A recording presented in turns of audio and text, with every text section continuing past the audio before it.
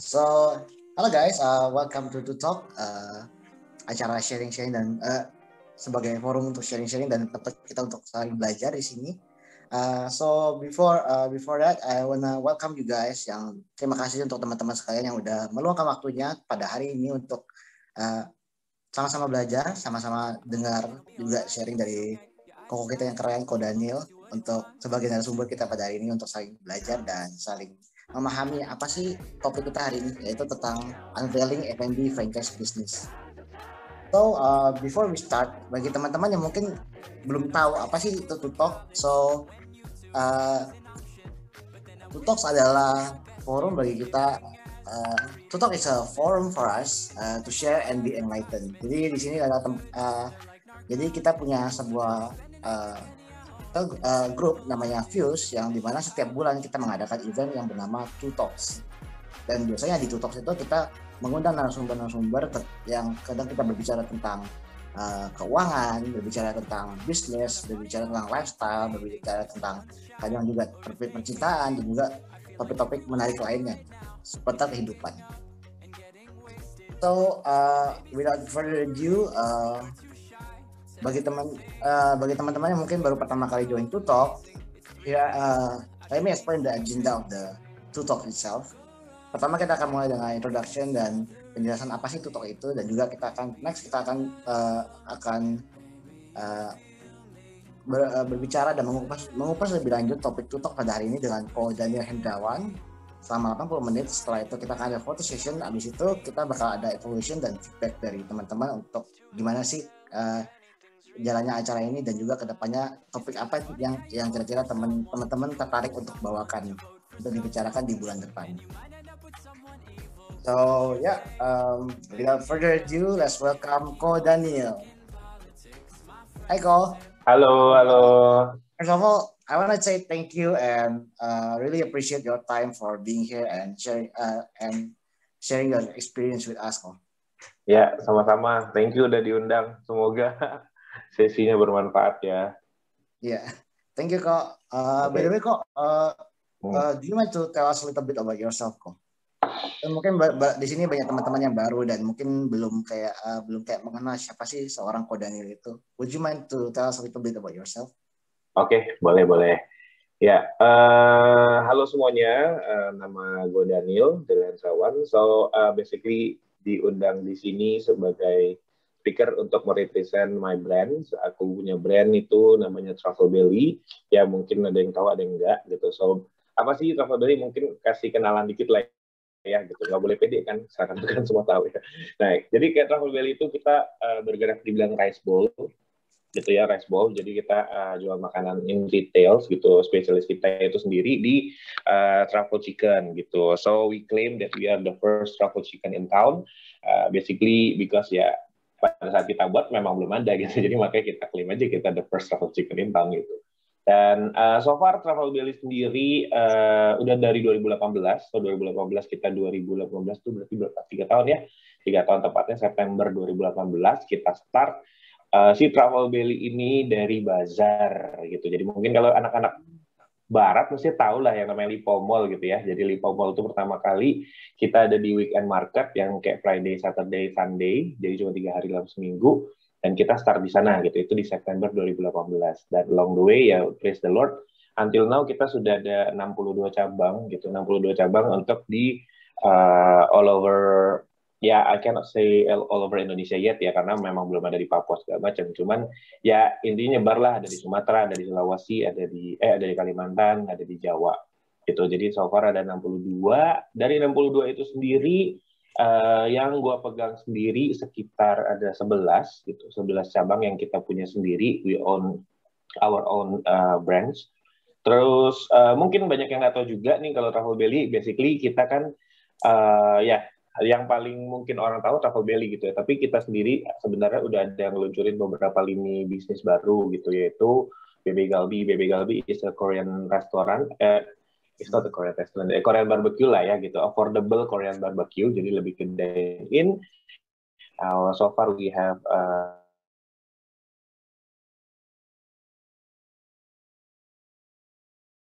halal, lalu ada nasi kuning, nah itu is only one brand karena itu my project, cuma ngasih kado ke nyokap waktu itu. Dan yang terbaru kita ada lini yang buat minuman, itu ada Kokodos, tapi Kokodos akan di launching di bulan depan. Jadi ya semoga. I think that's it. Nah, gue sendiri tertanam di Fuse, jadi kita biasanya gue di Fuse Puri gitu, jadi mungkin jarang lihat gitu. Tapi ya biasanya kalau nggak di Puri di Serpong, biasanya di dua itulah gitu. So I think itu dulu perkenalannya ya, Stephen ya. Semoga habis dikenal makin sayang ya nggak sih, katanya kan gitu ya. Wow, pengalamannya lumayan itu ya, kayak jam terbangnya udah lumayan lama juga ya di dunia franchise kok ya. Sebenarnya kalau franchise sendiri kita baru 2019 ya gitu. 2019 itu barulah kita mulai franchising. Jadi kita overall kita 2 tahun untuk di dunia franchise itu sendiri. Ya. Nah, kan teman-teman di sini banyak yang kerja profesional kok ya, dan mungkin mereka di sini kayak kepo nih, atau mungkin mereka tertarik untuk mengenal lebih lanjut apa sih dunia franchise itu, dan dari cerita Koko kayaknya Koko udah lama nih bergelut di dunia bisnis. Apakah dulu Koko itu asalnya dari bisnis juga kok? Oh, oke, good.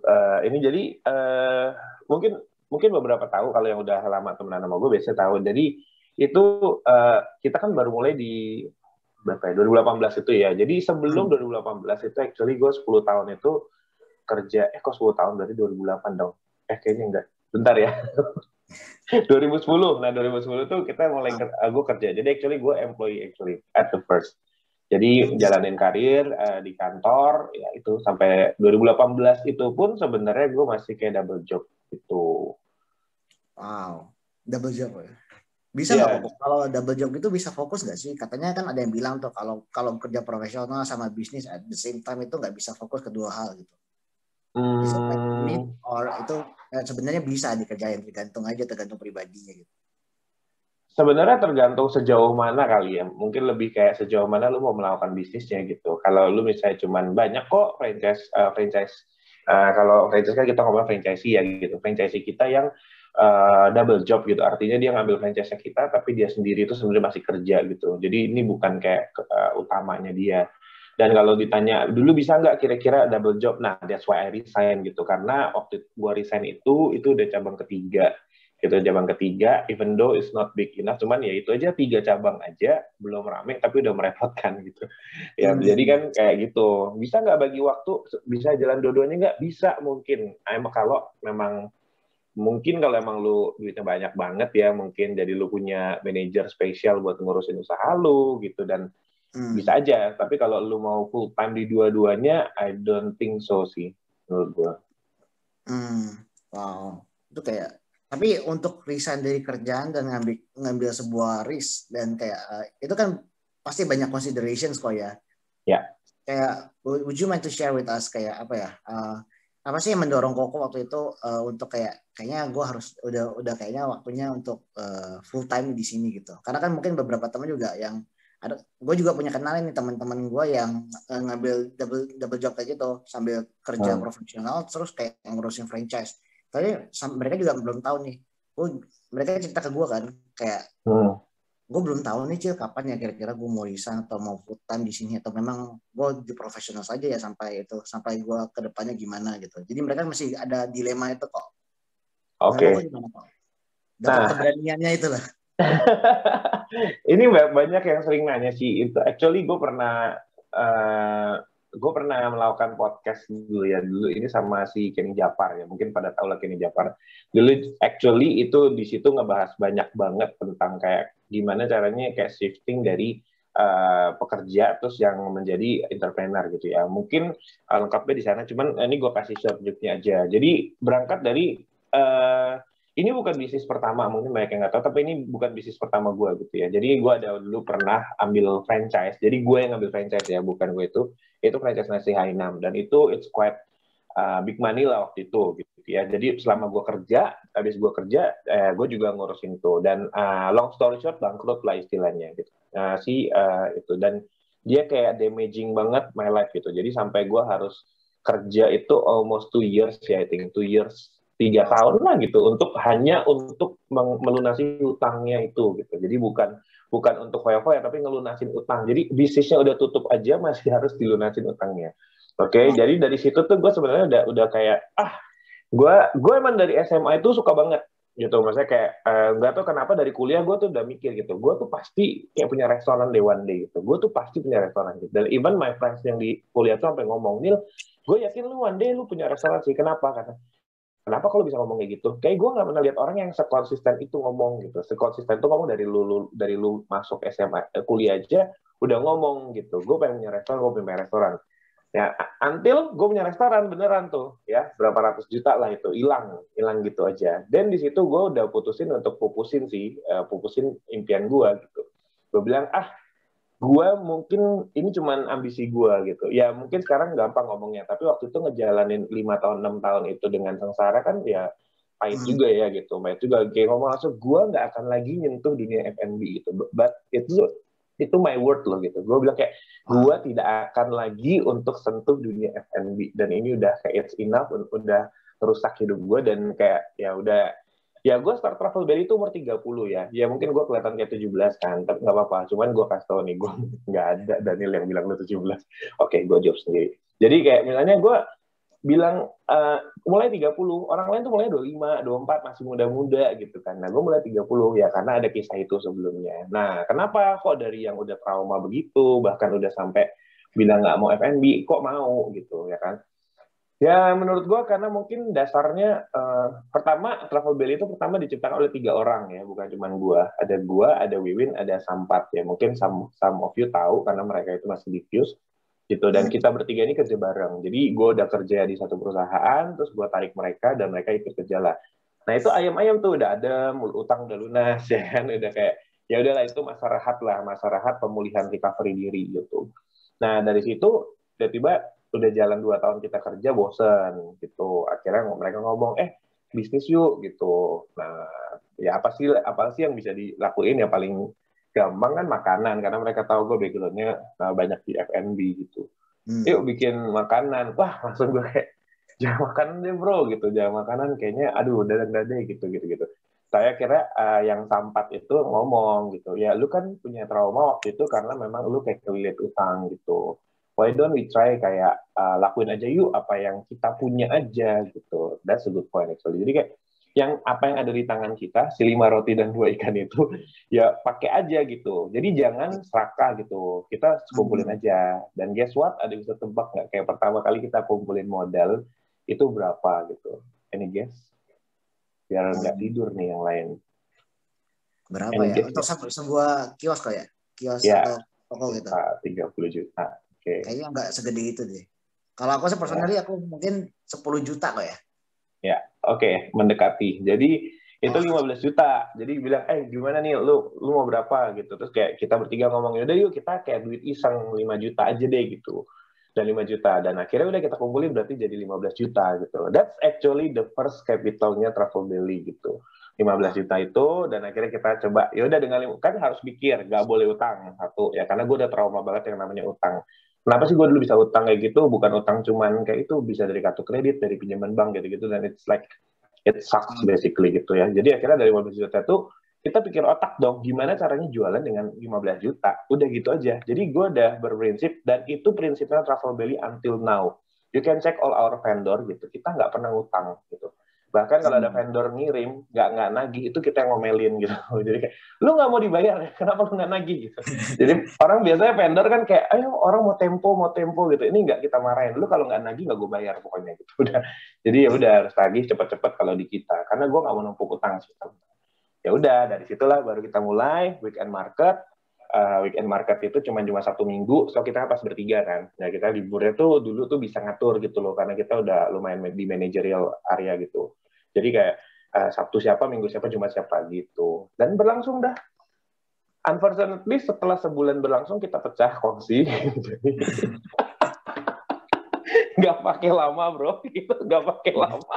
Pecah kongsi. Kalau gue tahu kenapa tuh kok problem itu? Apakah tujuannya berbeda-beda atau gimana? Karena setahu gue, karena gue juga yang sebagai pelaku bisnis yang dulu pernah partnership juga di makanan, itu biasanya pecah kongsi karena tujuannya berbeda lah atau apalah gitu.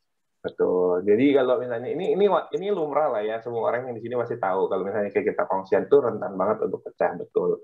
Jadi Hmm. intinya jangan disepelein di awal gitu. Kenapa? Gara-gara kenapa? Padahal kita juga udah tahu loh dari awal kayak kudeta Wiwin Sam. Betul sekali Kiyo, 100.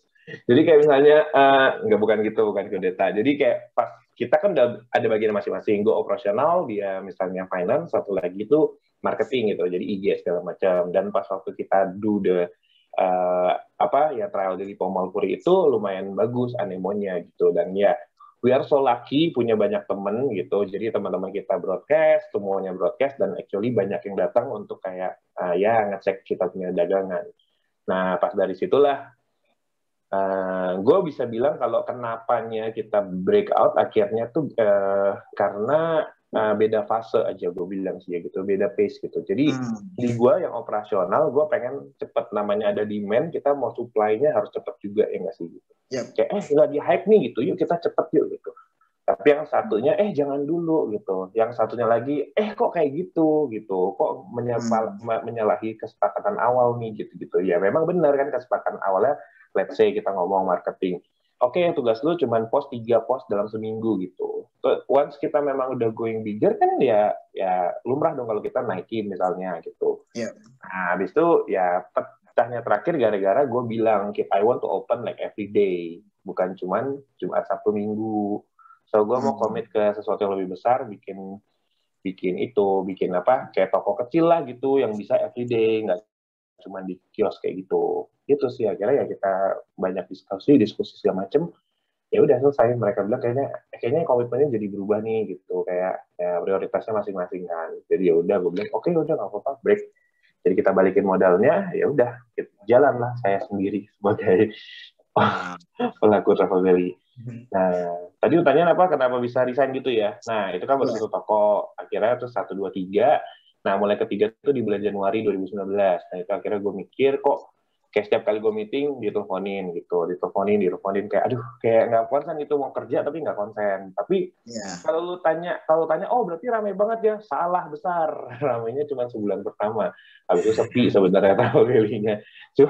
Cuman kayak banyak aja perintilannya gitu, ngerti kan? Kalau misalnya butuh toko, gue bisa buka deh gitu. Omset pertama kita tuh 700.000 sehari per toko loh ya. Jadi ada 3 toko, per tokonya tuh 700.000 gitu per hari. Dan itu aja ngerepotin, satu orang paling satu toko paling 1 orang gitu. Nah cuman ya itu menurut gue jalan Tuhan sih gitu. Tapi satu yang gue lihat cuman satu. Nah ini mungkin bisa dikasih highlight point. Akhirnya apa yang membuat gue memutuskan ini jangan take it wrongly ya gitu. Gue pas waktu terakhir kerja itu gue udah kayak area sales manager gitulah in national gitu di perusahaan international company. Jadi gaji gue itu udah pokoknya udah tinggi lah gitu ya. Gitu. Jadi Travel Belly itu nggak even sepertiganya gaji gue gitu sebenarnya dulu gitu. Jadi nggak even sepertiganya gaji gue. Ya, tapi pada saat itu kondisinya utang gue udah lunas, yang tadi gue bilang tadi itu udah lunas, jadi emang benar-benar cuma tinggal kayak ada cicilan mobil gitu-gitu aja lah gitu. Nah pada saat itu sepertiga. Cuman yang what I believe, menurut gue itu udah waktunya, nggak bisa pure gue bilang kayak oh ini decision gue semata, enggak, karena waktu itu di company gue juga ada goyang gitu, jadi ada kayak ya rese-rese itulah yang bikin gak enak. Nah jadi gue kayak diketatin gitu loh, ngerti gak sih? Karena dia tahu kayaknya gue punya bisnis, jadi gue kayak lumayan, wah ini nanti nggak konsen nih gitu kan, gitu sih. Ya akhirnya udahlah, gue cuma lihat sign satu doang, Travel Belly dari bulan September sampai bulan Januari, even though small, tapi progresnya selalu naik gitu. Even though small, dari 300 ke 400, 400 ke 500, terus bisa buka 2 cabang, 3 cabang, 700.000 gitu ya. Oke, bukan small, tapi gue tidak pernah hutang, satu, tidak pernah rugi, kedua, gitu. Tidak pernah rugi. Mungkin gue untung cuma 2 juta gitu ya sebulan. Kali 3 berapa sih? 6 juta mungkin gitu ya. Atau berapa lah gitu ya. Tapi tidak pernah rugi. Gitu. Jadi di situ gue berpikir, oke, let's give a try. Kita, nah buat teman-teman yang mungkin kayak, kapan nih gue harus resign gitu, kapan gue harus kerja dan kapan harus. Kalau lu penasaran banget, make sure kehidupan lu setahun ke depan nggak akan bermasalah kalau lu resign, itu satu, ya kan? Gitu, jangan sampai lu tidak utang ini, lu masih ada cicilan sana sini nggak bisa. At least tahun ke depan. Kedua harus jelas, kayak lu mau ngapain gitu, lu mau resign tuh ngapain gitu. Banyak orang yang pengen resign dari kerjaan, cuman pengen kebebasan. Hey Bung, 6 bulan atau setahun pertama lu stuck, lu nggak tidur bro gitu, lu nggak bisa tidur gitu, kayak Gak lu ada even income lagi soalnya. gak ada income, dan itu everyday lu bisa diganggu. There is no holiday, there is no kayak Iya, Saturday, Sunday lu nggak diganggu, itu nggak ada gitu. Kayak namanya lu punya bisnis, masa lu iya. bisa kayak gitu. Lu perlu dorong gerobak sendiri deh gitu. Nah udah, jadi ya dari situlah gue ngerasa ya udah deh gitu, resign, tapi gue set up 1 tahun gitu, 1 tahun sampai gue nggak berhasil, dan I will get back to the market gitu. Sebelum gue makin nggak laku di market kan. Jadi kayak gue gitu, ya puji Tuhan ya laku kan ya sampai sekarang, jadi gue nggak perlu balik lagi ke kerjaan gitu. So bagi teman-teman yang mungkin mikirin kayak kapan mau apa kayak mungkin mau bisnis atau kapan, make sure dulu ya secara finansial mereka strong atau mereka ya enough lah untuk mereka ya. Ya. Dan baru mencoba gitu. Karena gue pernah dengar nih kata-kata dari orang gitu. Apa sih salahnya of giving your best gitu? Nggak ada salahnya gitu. Kalau selama kita mencoba ya, kalau gagal ya cuma gagal aja gitu. Dan nanti kayak ya udah nanti recover lagi, nanti kerja lagi kayak biasa, kayak kembali lagi ke track awal gitu. Karena ya Ya. kalau menjalankan sebuah bisnis itu, kebanyakan teman gue juga cerita kayak kalau lu menjalankan sesuatu yang stabil dan lu mau lompat ke sesuatu yang nggak stabil, itu lu harus ada cadangan. Jangan sampai lompat tanpa ada bantalan gitu. Ya, betul, setuju. Karena dulu juga gue dibilangin kayak, wah lu masih muda lah gitu, kayak apa YOLO lah, YOLO gitu kan, YOLO lah, lu bisnis sudah ambil lah, ambil kan gue nggak ada duit, udah utang aja gitu, lebih baik. Aduh, gue ingat banget nih dulu ada yang ngomong gini, lebih baik lu nanti misalnya lu bangkrut gitu kan, at least itu di usia lu yang masih muda gitu, jadi lu masih bisa kayak bangkit, dibandingin lu udah tua terus lu nyesel atau lu tua bangkrut gitu. Aduh, salah banget guys menurut gua gitu, kayak benar-benar Yang think carefully gitu, think carefully. ya Jangan buang-buang waktu gitu. Ngapain lu kalau misalnya kayak lu buang sampai ngutang sana sini cuma buat demi bisnis, abis itu kayak nggak ada ininya, nggak ada secure-nya, dan akhirnya lu redeem. Gue mulai 30 nyesel, nggak agak nyesel sebenarnya gitu, karena gila ya, gue udah buang 6 tahun gitu dalam hidup gue. Dan buat gue di dunia ini yang paling berharga itu bukan duit tapi waktu gitu. Itu 6 tahun itu bisa jadi apa kalau gue misalnya nggak gegabah gitu, ya nggak sih? Jadi kalau misalnya lu mau bisnis boleh, tapi set the plan bener-bener gitu, kayak ya lu punya duit nggak buat setahun ke depan gitu. Kedua, jangan sampai ngutang lah, itu pesan dari gue. Mungkin orang lain akan menyarankan hal yang berbeda, tapi karena gue punya pengalaman pahit, gue akan bilang jangan pernah terlibat dalam hutang meskipun itu buat bisnis gitu. ya Cukuplah dengan yang ada dan kasih waktu. Kalau misalnya udah setahun lu kasih waktu dan bisnis lu nggak berhasil, ya udah gitu, kayak balik lagi dong gitu, cari duit lagi mungkin untuk another try. Menurut gue sih gitu. So mungkin bagi teman-teman yang sering dengar stigma-stigma di IG yang bilang, oh udah masih muda habiskan kota gagalmu ya. Jangan diterima mentah-mentah, please do think carefully ya, disclaimer. Bener banget. By the way kok Nah, kan perkembangan travel brand ini aku lihat kayak dari 2019 terus pas masuk franchise 2019 itu kayak perkembangannya besar banget kok ya. If you don't ya mind betul. ya, apa sih itu franchise kok? Mungkin aku sebagai orang awam kayak franchise itu apa ya? Itu yang kayak kita apa kayak bangun sebuah brand terus kayak kita jual ke orang yang dimana kita jual license apa gimana? Mungkin bisa dijelaskan secara briefly kok apa sih itu franchise? Oke, simpelnya aja ya. Simpelnya itu franchise adalah, sorry kok batuk ya. Bless you kok. Ya, minum. Maaf ya. Oke, gampangnya itu gini, franchise itu lu beli satu namanya brand ya, lu pasti beli brand dan lu beli sistem. As simple as that gitu. That's actually franchise. Ya, jadi ada nih banyak kesalahan paham. Franchise itu actually beda-beda juga gitu, beda-beda sistemnya. Jadi mungkin kalau kalian kayak belinya franchise-nya model kayak Indomaret atau segala macam, itu lu pasif namanya. Franchise pasif artinya jadi lu beli, lu kasih duit ke dia yang running gitu, dia yang running segalanya, dan lu cuma tinggal terima income-nya gitu ya. Biasanya franchise seperti itu lebih long term gitu, jadi artinya kayak nggak mungkin tuh BEP-nya setahun gitu, biasanya lebih dari setahun. Kayak ada beberapa franchise yang sebenarnya menjual sistem dan nama gitu. Kalau dipikir-pikir, kok jual sistem dan nama dong, enak dong yang punya franchise gitu, kayak cuma jual sistem sama jual nama. Ini kan ada orang waras stigmanya begini kan, gue beli franchise gue mau diurusin dong gitu, gue mau kayak kalau perlu datang deh tuh orang dari pusat ke sini ngebantuin gue goreng ayam kayak atau segala macam, but that's not what franchise do actually ya. Jadi itu jangan sampai salah pikir, lu akan kecewa kalau lu berpikir franchise itu lu beli franchise untuk kayak urusin bisnis lu. Bukan. Kalau mau kayak gitu partnership, jangan franchise gitu. Franchise itu lu cuma beli nama sama beli sistem.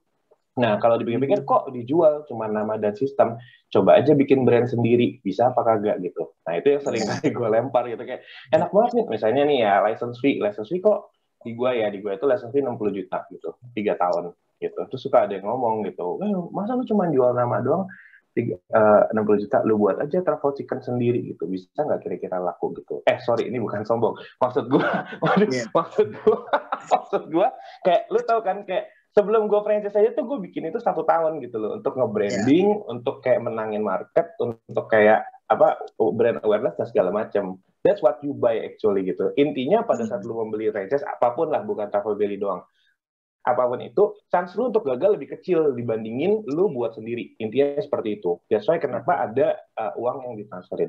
Kedua yang lu beli itu adalah sistem gitu. Nah, ini yang banyak yang harus dilihat juga pada saat kita mau beli franchise. Sistemnya bagaimana gitu. Sejauh mana si owner franchisee ya itu harus involved di dalam bisnisnya itu. Ya, ada beberapa sistem yang bagus banget yang sampai ownernya itu hanya cuma tinggal ngecek gitu. Jadi bukan yang involved, terlibat into banget sama the business gitu. Jadi basically franchise itu lu beli sistem, lu beli nama, that's it. Jadi bisa aku simpulin kalau franchise itu sistem, nama plus added value ya kok ya. Ada nilai tambahnya dari sebuah brand itu ya.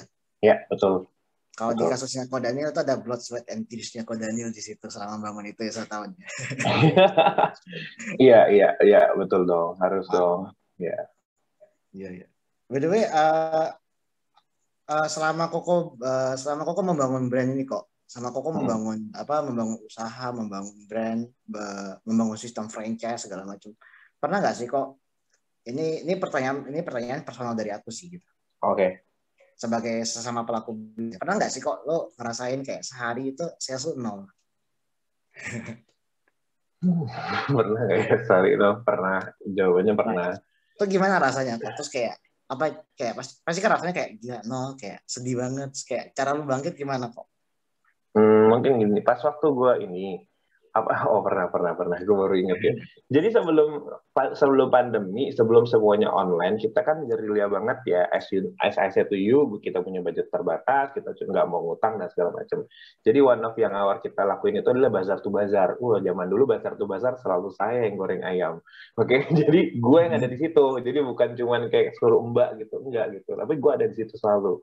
Nah, ada satu bazar di Wali Kota Jakarta Barat gitu. Nah, itu udah 2 hari, terus kayak di situ gue nggak pernah tuh sampai kayak gitu, dari pagi sampai sore nggak ada yang beli sama sekali. Sampai even gue tawarin, halo mau telepon beli gak? Ya akhirnya laku cuma 1, itu pun yang beli tetangga sebelah karena kasihan. Jadi dia beli gue punya. Terus gue kayak mau nangis. Ada 2 kali momen gue mau nangis. Itu satu, kedua kali gue pas di SD Kemurnian, gue inget banget. SD Kemurnian 1. Nah, itu ada sampai SMP 1. Itu gue di sebelah gerobak, dan itu baru-baru gue resign tuh. Jadi di gerobak itu ya paling 2 kali 1 lah ya gerobaknya.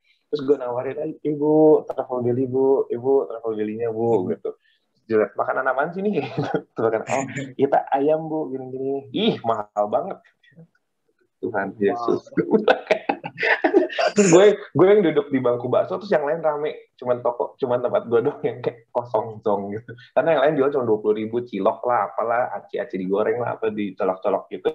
Nah itu padahal aku lah anak SD ya kan, makanannya begituan, kentang dibumbuin micin gitu.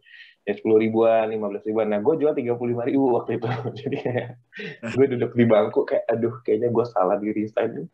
Hidup gue begini banget. Gue bilang perasaan gue di kantor dihormatin. Kenapa gue sekarang nawarin ibu-ibu aja gue langsung disemprot gitu loh.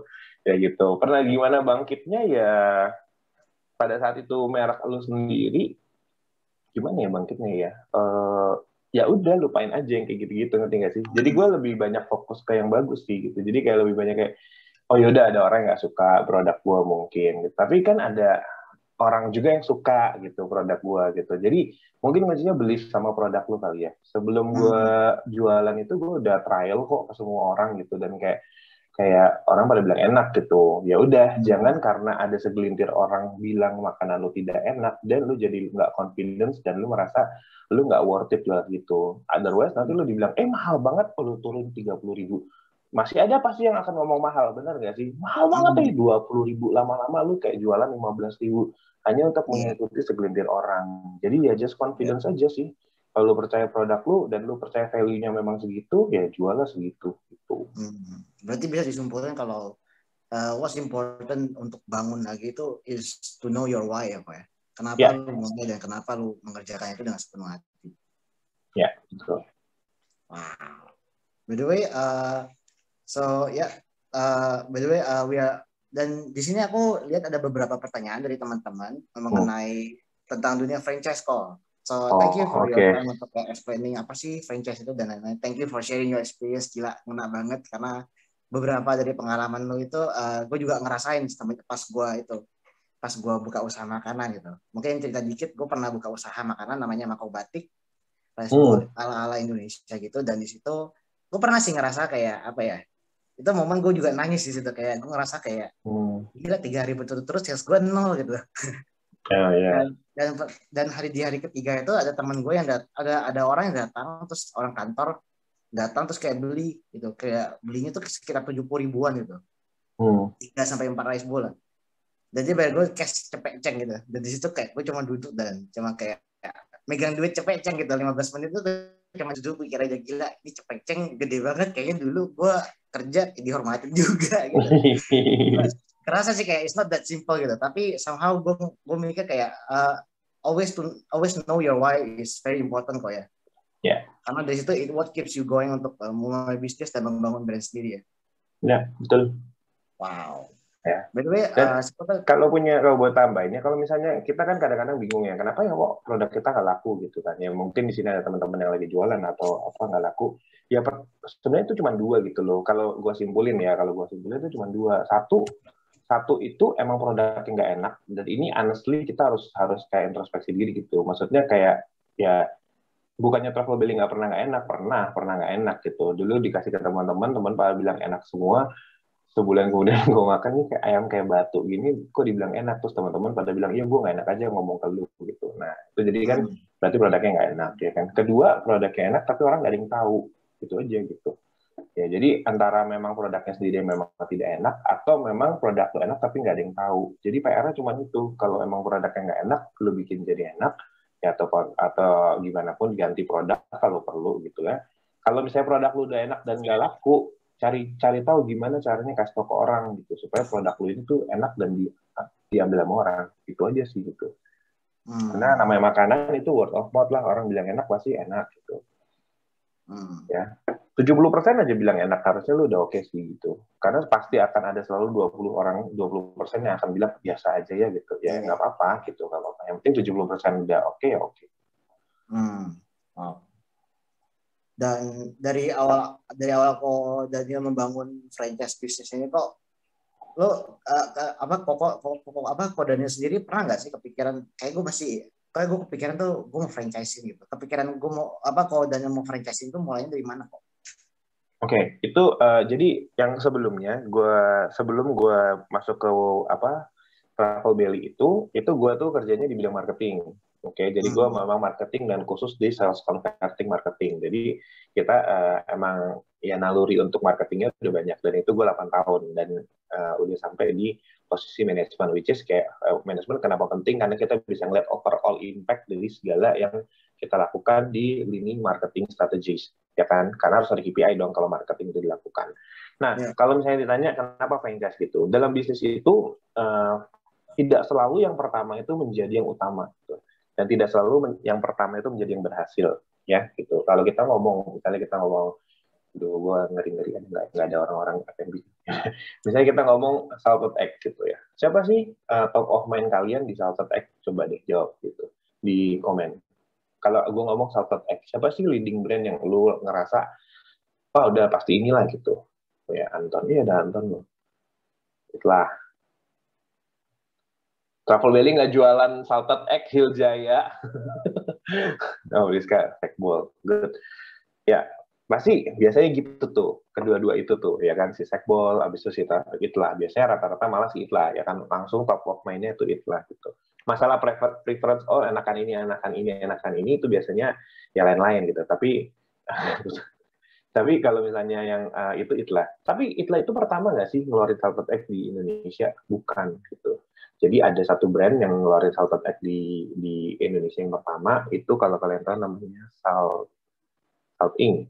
Ya, Salt Inc. Itu yang pertama tuh di Bazar, gue ingat banget. Dia dari Singapura juga, sama-sama dari Singapura, dan ada di Bazar-Bazar di Peak yang dulu kalau tahu ada hype itu ya, atau ya Bazar Hype ya, mungkin yang tahu dulu tahu. Nah itu pertama tuh dia. Tapi kenapa sekarang lebih terkenal si Itlah gitu dibandingin si Salt Inc-nya gitu? Karena ekspansi gitu. Ekspansinya dia jauh lebih kuat. Tiba-tiba ada di mana-mana. So basically intinya itu adalah kalau lu mau menangin market ya lu harus ada di mana-mana instantly gitu. Kadang lu nggak bisa ngejar dari quality-nya, lu harus kejar dari quantity-nya juga gitu. Jadi kalau orang startup biasanya ngomong growth ya kan, biasanya kayak kita harus incer growth-nya gitu, growth-nya. Nah, growth itu butuh apa? Gue tanya. Butuh duit ya gitu. Jadi ada orang-orang yang memang tidak franchise mungkin ya karena memang uangnya banyak gitu ya. Jadi kayak dia bisa buka 50 sekaligus gitu all over Indonesia dengan uangnya sendiri. Siapa yang bisa kayak gitu? Banyak company-company yang disuntik dananya. Misalnya Kopi Kenangan, kita kasih tahu aja kayak apa kan sama-sama tahu. Kopi Kenangan, Hungry Kitchen segala macam itu pada disuntikin pakai suntikin dana gitu. Jadi dia bisa buka cepat-cepat gitu. Travel Belly siapa yang nyuntik bro? Nggak ada bro. Sedih ya. Nggak ada yang suntik gitu, ya kan? Ya kita nggak buka fundraising juga anyway. Cuma ya udah berarti kan pada saat, tapi kan kita ngomong pada saat dulu, ya nggak sih, pada saat dulu. So I believe kayak makanan gue ini gampang ditiru nih gitu, ya nggak sih, makanan ini gue gampang ditiru. Sebentar aja pasti orang bisa niru nih, ya kan. Nah gimana caranya supaya kita nggak yang pertama tidak menjadi yang terakhir gitu lah, seperti kata Alkitab kan. Nah jadi kayak ya udah kita harus buka di mana-mana dengan cepat gitu. Nah kalau kita nggak punya uang, kita pakai duit siapa? Duit orang. Gampangnya kan gitu. Makanya kenapa orang mau buka franchise, kenapa sih? It's simple, karena kita mau growth tapi kita nggak punya uang gitu. Jujur-jujurannya begitu. Ya kan? Jadi kita langsung buka aja gitu dengan uang orang. Yang penting brand gue ada di mana-mana.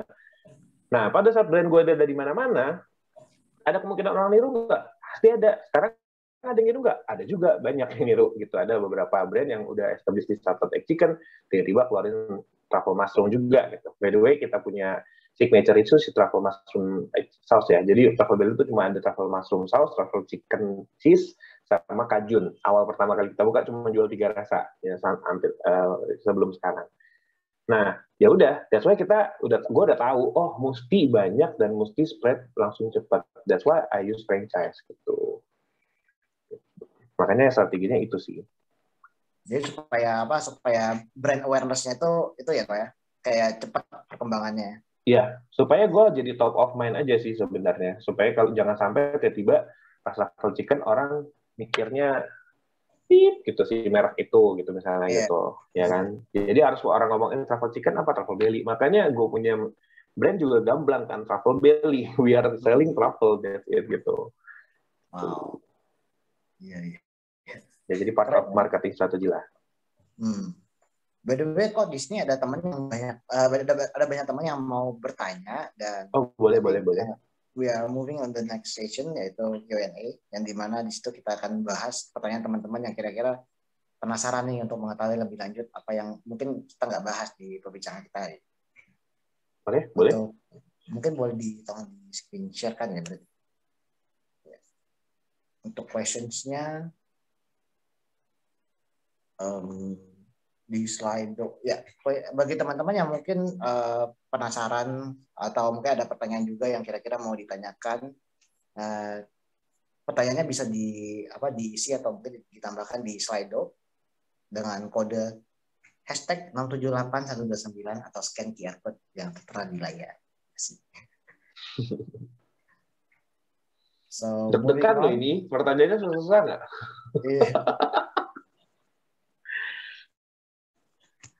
Pertanyaan susah ya. Let's see. Oh ya, bagi teman-teman yang kira-kira ada pertanyaan yang tertarik ada pertanyaan sangat menarik bagi teman-teman. Pertanyaannya bisa di-upload untuk kita kayak menjadi nomor satu kan dulu untuk dijawab. Jadi di Slido itu ada apa? Ada fitur upvote. Nanti jadi pertanyaan yang kita taruh itu kita bisa naikkan ke atas untuk dijawab oleh pembicara. Asik. Asik. So the question. Kayak lagi main quiz ya ini ya. Iya. Di browser aja kita. Asik. Oke. So the question. Wait, let me check the question.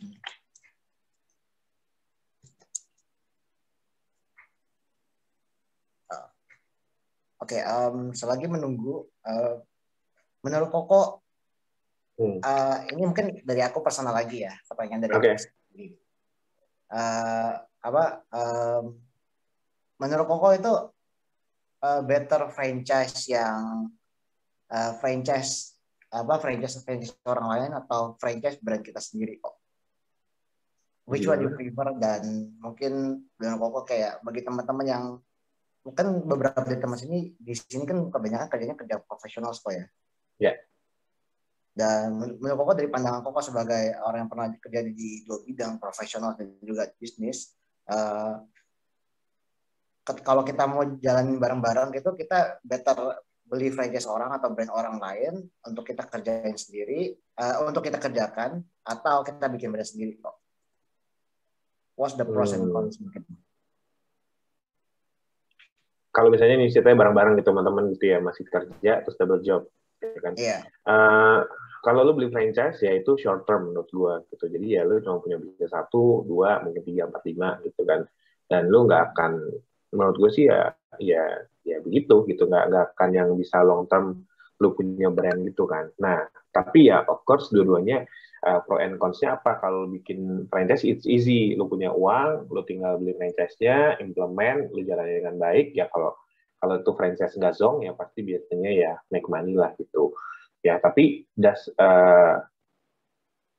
ngomongnya apa ya, nggak bisa bikin lu jadi miliarder lah gitu menurut gua gitu. Jadi kalau misalnya buat side income atau segala macam boleh, tapi kalau nanti buat long term, maksudnya miliarder apa sih? Bukan melulu tentang uang, tapi tentang legacy gitu, ya kan? Lu mau warisin apa gitu misalnya. Nah kalau misalnya lu bikin brand sendiri, bagusnya kan ini kalau ini sampai gede gitu ya, ini something yang lu bisa pass on gitu loh ke generasi setelahnya gitu. Nah namanya sesuatu yang lebih gede ya udah pasti lebih berat untuk memperjuangkannya.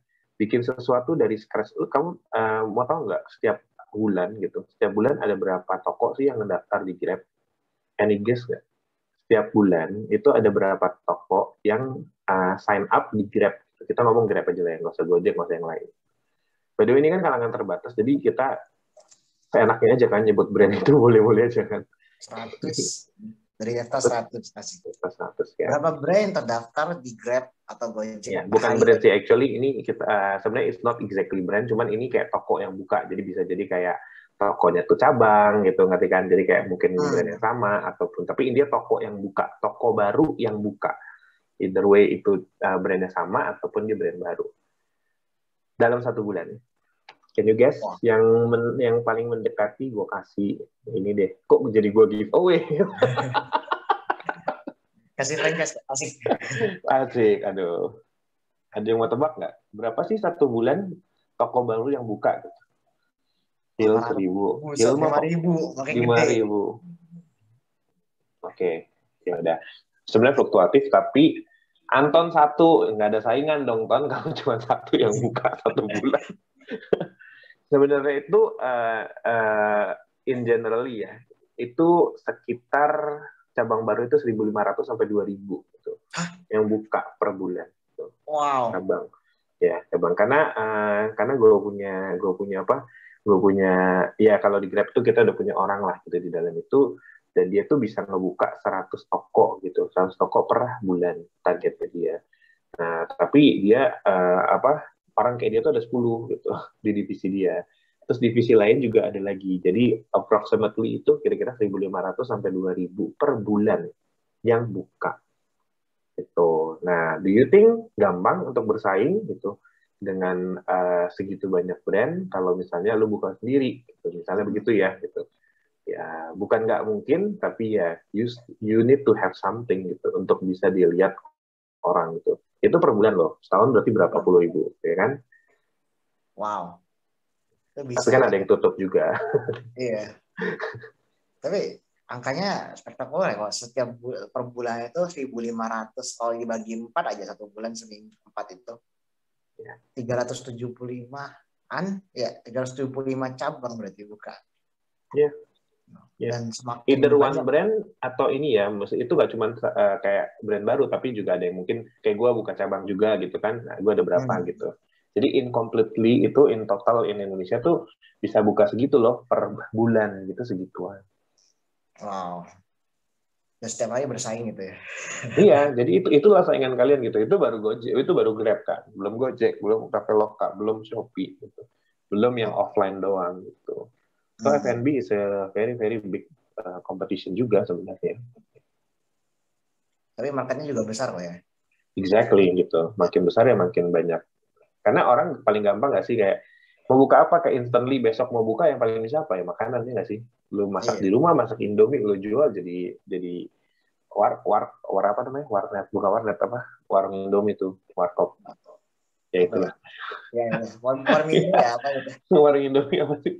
Rompang gitu kan. Ya nggak sih? Aku Iya kan paling jaring-jaring gampang. kok. Kurang tahu.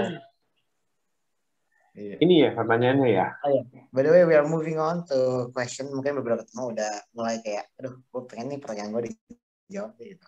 Jadi ini kita ada list of questions yang mungkin di apa di akan kita list down dari from the top di bottom ya. Oke. Jadi untuk teman-teman yang tertarik itu questionsnya bisa di-upvote dengan kasih like dan nanti questionnya bakal naik ke atas tuh, untuk diutamakan untuk dijawab. Oke, first questions. Hal paling penting untuk start F&B bisnis apa itu kok? Menurut Number one menurut gue ya, uniqueness itu satu gitu. Jadi uniqueness itu is number one menurut gue ya gitu. Mungkin orang lain bakal jawab berbeda. Kenapa? Karena as I mentioned before, kamu kan tadi gue udah bilang ada 1.500 orang datang per bulan gitu buka toko baru di Indonesia. Apa yang membedakan kamu gitu? Contohnya misalnya kayak aku jualan nasi goreng gitu. Kenapa kamu jualan nasi goreng? Unique selling point kamu apa? Aku punya nasi goreng enak loh gitu kayak. Do you think other brand nggak akan bilang hal yang sama gitu ya nggak sih, kayak pasti akan bilang nasi goreng gue paling enak, benar nggak sih?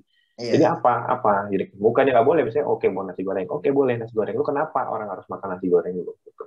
Ya kan itu kan something yang unik. Oh nasi goreng gue pakai apalah, pakai lapcong tapi halal gitu misalnya, pakai apalah terserah, whatever gitu ya nggak. Kenapa? Karena begitu kalian punya unique selling point, at least kalian one step ahead untuk dilihat sama orang gitu. Dan itu dari segi marketing side itu kalau lu nggak punya USP gitu, unique selling point, itu akan susah banget untuk marketinginnya. Bisa nggak laku? Bisa, tapi mungkin akan lama gitu dan budgetnya akan lebih besar untuk meyakinkan orang makan produknya dan enak. Kalau lu cuma bilang karena enak ya, kan ya lu harus paksa-paksa orang untuk makan, marketingin, orang bilang enak, baru dia word of mouth-nya jalan, benar nggak sih? Dan itu cukup sangat challenging menurut gua kalau nggak punya unique selling point. Unique selling point nggak selalu harus di different product, tapi mungkin different packaging, different way to cook gitu. Kan ada tuh sekarang ada nasi goreng yang menggaungkan dia standar banget lah gitu nasi gorengnya. Jadi kayak mau buka cabang di mana-mana pasti akan standar karena dia kayak pakai apa sih namanya penggorengannya tuh yang model kelas 5 punya gitu, maksudnya bintang 5 punya yang gitu-gitu. Ya, that's how they define their own unique selling point kan. Itu paling penting satu. Kedua ya bisnis plan. Udah harus jelas bisnis plannya mau F&B itu cepat banget gitu. Jangan sampai ketinggalan. Jadi begitu lo launching, kemungkinan besar 3 bulan lagi kalau emang lo unique selling point-nya bagus akan ditiru orang gitu. Dan you need to have to keep up the game gitu. Gimana bisnis plan-nya? Yang lo kejar apa? Apa istilahnya akhirnya goalnya apa gitu, mau diferensiasin kah atau lo misalnya ngejar suntikan dana ya kan, karena beda-beda loh kalau emang kalian ngejarnya suntikan dana ya itu beda lagi loh gitu cara mainnya gitu, nggak bisa cuman dengan kayak gini gitu, harus kayak harus rapi semua dari pembukuan perpajakan terus rapi semua gitu, karena memang itu didesain untuk buat pitching gitu kan. Ya, I think dua itu aja ya. Yang satu itu unique selling point, yang kedua bisnis plan-nya. Kayak end game-nya kalian tuh apa gitu. Jadi aku bisa simpulin kalau dua hal itu ada keunikan karena marketnya besar, jadi kita harus kayak mungkin ada sesuatu yang unik yang bisa catch attention untuk several market kok ya. Ya, betul. Dan juga bisnis plan supaya ketika kita gue mau jalan bisnis ya, sekali terjun sekarang gue mesti ngapain, jangan sampai kayak gitu kok ya. Ya, betul. Ya. Jadi ada planning yang jelas gitu, dan arah ke depannya visinya dan seperti apa nanti ke depannya mau jadi apa itu harus ada gitu. Makanya perlu bisnis plan. Betul. Kadang ada orang yang ngomong perlu modal gitu kan gitu. Oke, kan modal dong perlu. As I mentioned before, we start Travel Belly only by 15 million gitu. Dan even though in the first month itu kita balikin pula tuh 5 jutanya ke shareholder yang udah yang dismiss kan ya. Kalau ditanya 15 juta gede apa enggak? I think you guys kerja, kalau kalian sisihin uang 5 juta aja per bulan, dalam 3 bulan kalian udah bisa buka bisnis, benar nggak? Kalau dibilang gitu. Jadi makanya kenapa gue nggak bilang modal as a hal penting gitu. Even apa ya kok ya? Aku dengar F&B bisnis itu even the lowest can start around 2 million, 4 million itu bisa kok ya? Bisa banget. Bikin sekolah kecil aja, terus kayak ada ide misalnya roti bakar atau apa gitu yang simpel-simpel aja bisa. Betul. Even sekarang tuh gampang banget loh. Bikin bisnis sekarang tuh jauh lebih gampang. Ada yang cloud kitchen, ya kan? Yang even bayarnya cuma 2 juta sebulan. Ya nggak? Perlengkapannya udah ada. Tinggal beli kompor, beli wajan, dan you can start directly, ya nggak sih? Foto cekrek-cekrek sana-sini, udah. Ya kan? Jadi sebenarnya bisa aja untuk start F&B bisnis itu nggak perlu modal ratusan juta sebenarnya. Wow. So we are moving on to ngomong soal cloud kitchen, franchise, dan partnership dan lain-lain. We are moving on to the second question. What the difference of revenue sharing scheme between franchise kind of cloud kitchen and partnership? Thank you. Oke. Ya, baru tadi kita ngomong cloud kitchen ada ya di nomor 2. Satu, franchise, different-nya apa dari revenue sharing-nya? Oke, franchise itu biasanya usually dia charge untuk license fee, itu udah definitely, karena dari situlah mereka bisa mengembangkan brand-nya. Kedua, biasanya mereka akan charge namanya royalty. Royalty itu usually yang wajar itu di antara 3-5%. Itu royalty itu based on diambil dari gross income ya gitu, dari omset gitu. Itu kalau di franchise. Nah, biasanya franchise ada beberapa juga yang ngecas untuk marketing fee, maintaining brand fee dan kawan-kawannya. Cuman itu ada dan tidak, tapi biasanya yang ada pasti itu license fee dan kedua royalty. Bahkan ada beberapa franchise yang tidak mencas royalty gitu. Nah, beda-beda nih franchise, juga ada yang modelnya kayak let's say tahu kriuk gitu ya kan, dia nggak peduli sebenarnya sama royalti kalian, dia intinya cuma pengen orang jual, bukan nggak peduli sama kalian, yang nggak peduli sama royaltinya, karena dia cuma pengen tahunya dia dijual all over Indonesia gitu dengan cepat gitu. Makanya franchise license-nya murah dan nggak ada royalti biasanya. Jadi karena tujuan dia bukan ngambil dari royalti, tapi tujuan dia memang kayak istilahnya apa ya, kalau MLM tuh punya banyak anggota gitu, ngerti kan maksudnya? Jadi semua orang jual gitu, which is good menurut gue. At least dia fokus sama produknya. Nomor 2, cloud kitchen. Cloud kitchen itu cuma sewa biasanya. Jadi memang ada orang misalnya punya ruko, dia bikin sekat jadi 6, terus habis itu dijual per itunya ya. Basically dia cuma rent. Nah, tapi cloud kitchen itu memang ada yang bagus, ada yang very well maintained, ada yang asal-asalan 2 juta, 3 juta per bulan ada biasanya. Nah, tapi yang bagus biasanya ada 6 juta sampai 10 juta. Bedanya apa? Ya pertama, equipment yang dipakai lebih mudah. Kedua, dia biasanya ngurusin kayak pendaftaran Grab-nya, pendaftaran Gojek-nya, terus kayak nanti abis itu kasirnya satu, centralized. Jadi orang ke kasir dulu baru ke cloud kitchen.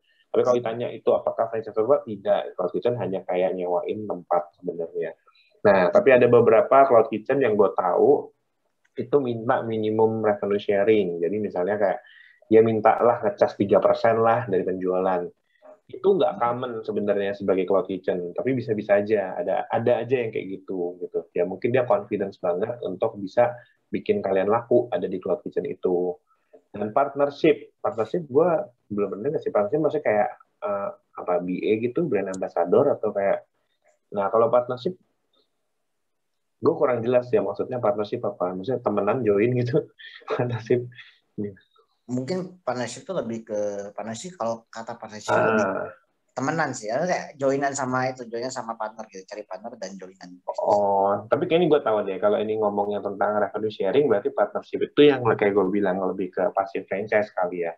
Jadi ada orang beberapa yang jualannya itu, gue tahu kok ada beberapa brand dulu si Sorcelli Group tuh Vika itu dulu dia pakai partnership. Jadi dia kayak lu kasih modal gitu, lu yang modalin semuanya basically, tapi lu nggak boleh ngapa-ngapain, lu cuma pasif.